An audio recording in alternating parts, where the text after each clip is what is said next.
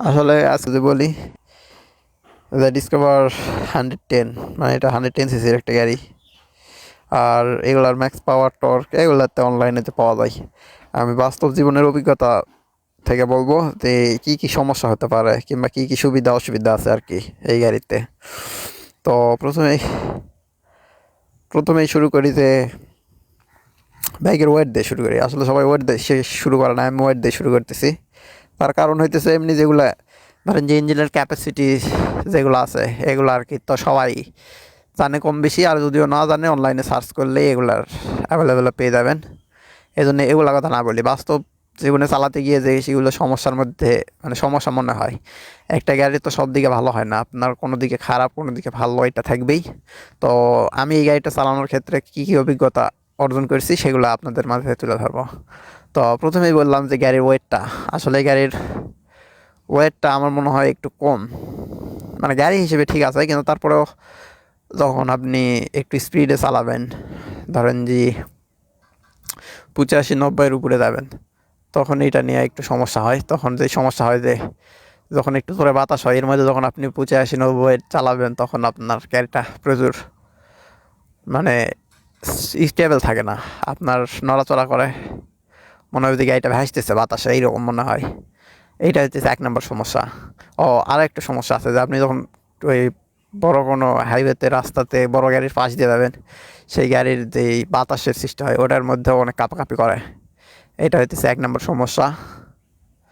তারপরে দুই নাম্বারে যেই টপ স্পিড আর কি, তো 110 গাড়ি হিসাবে টপ স্পিড খারাপ না, তারপরেও আপনার ধরেন যে অনায়াসে আপনার 60-70 পর্যন্ত ওঠে।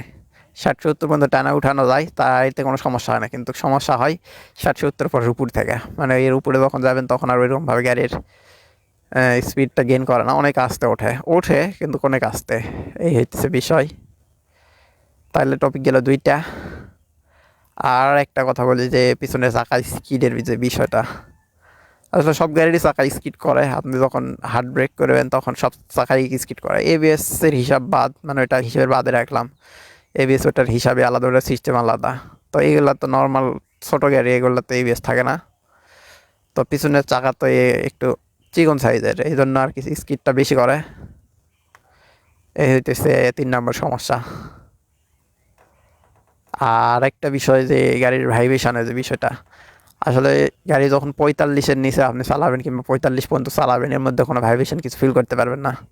কিন্তু যখন আপনি 45-এর উপরে উঠবেন তখন আপনার ভাইব্রেশন শুরু হবে আপনার হ্যান্ড মানে হ্যান্ডেলে আর আপনার ফুট রেস্টের, এগুলাতে আপনার ভাইব্রেশন বুঝতে পারবেন।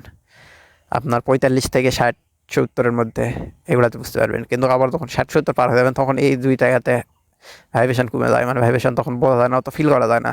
কিন্তু এই ভাইব্রেশনটা তখন চলে আসে আপনার এই সাইডটাতে, আপনার যে সাইলেন্সার আছে সাইলেন্সারটা প্রচুর কাঁপাকাঁপি করে। আপনার 70-80-র উপরে উঠলে সাইলেন্সার প্রচুর কাঁপাকাঁপি করে, এই একটা সমস্যা।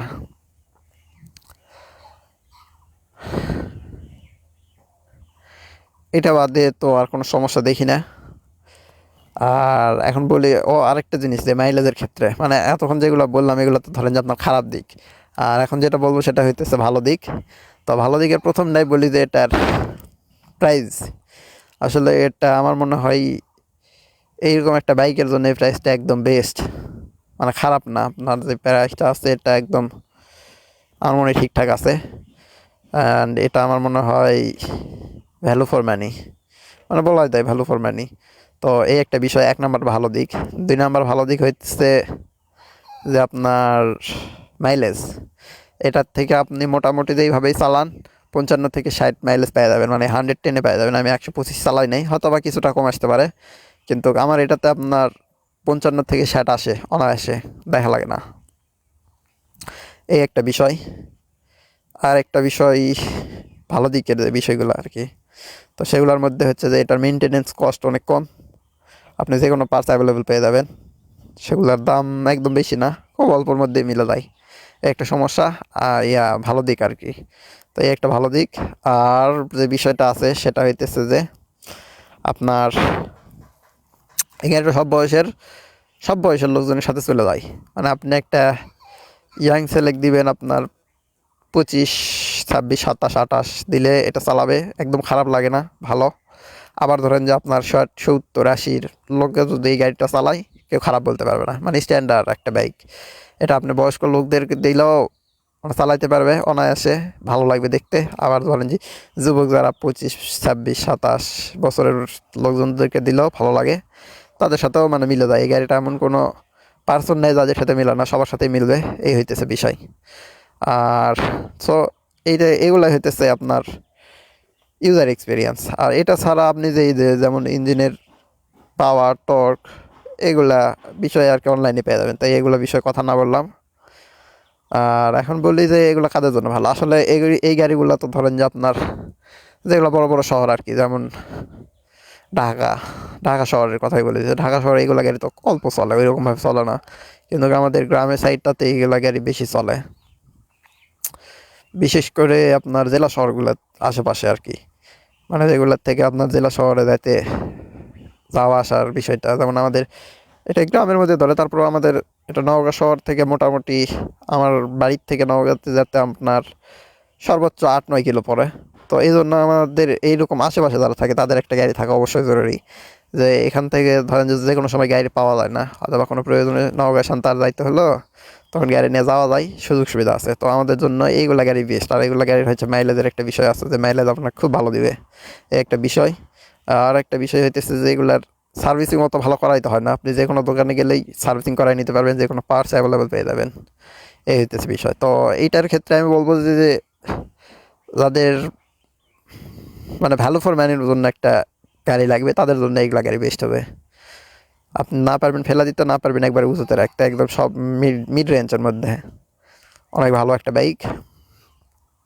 আসলে সব বাইকে ভালো হয়, আর প্রত্যেকটা কোম্পানিতে তাদের ভালো জিনিসটা দেওয়ার জন্য, এই হইতেছে বিষয়।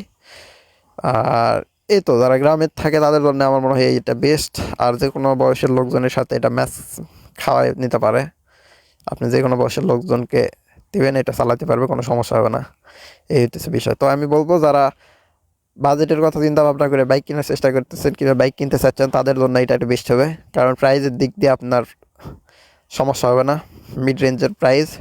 দ্বিতীয় নাম্বার হচ্ছে সার্ভিসিংয়ের যে বিষয়টা, বেশি হ্যাসেল পোয়াতে হবে না, যে কোনো জায়গাতে পাবেন।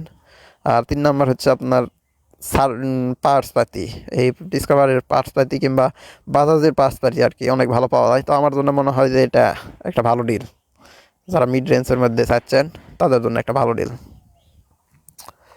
আর পাওয়ার টর্কের বিষয়ে আমি না বললাম, ওটা না বলি, কিন্তু এটাতে সাধারণত আপনার এই গাড়ির ওজন অনেক কম, মানে গাড়ি হিসাবে, গাড়ির সিসি হিসাবে অনেক কম, কিন্তু তারপরেও এটার পাওয়ার আপনি যখন সিঙ্গেল রাইড করবেন তখন পাওয়ারটা বুঝতে পারবেন, মোটামুটি ভালো। আপনার 70-80 অনায়াসে উঠা যায়, সমস্যা হয় না। কিন্তু ডবল নিয়ে আপনার এই গাড়িটা ডবলের ক্ষেত্রে না, তারপর চালানো যায়, কিন্তু ওইভাবে পাওয়ারটা বোঝা যায় না যখন আপনি ডবল নিয়ে চালাবেন। সো আমি বলবো যে যারা সিঙ্গেলের জন্য কিংবা মিড রেঞ্জের মধ্যে চাচ্ছেন, তাদের জন্য একটা বেস্ট ডিল হবে আমার মনে হয়। আর আপনাদের কাছে কার কী মনে হয় সেটা অবশ্যই কমেন্টে জানাবেন।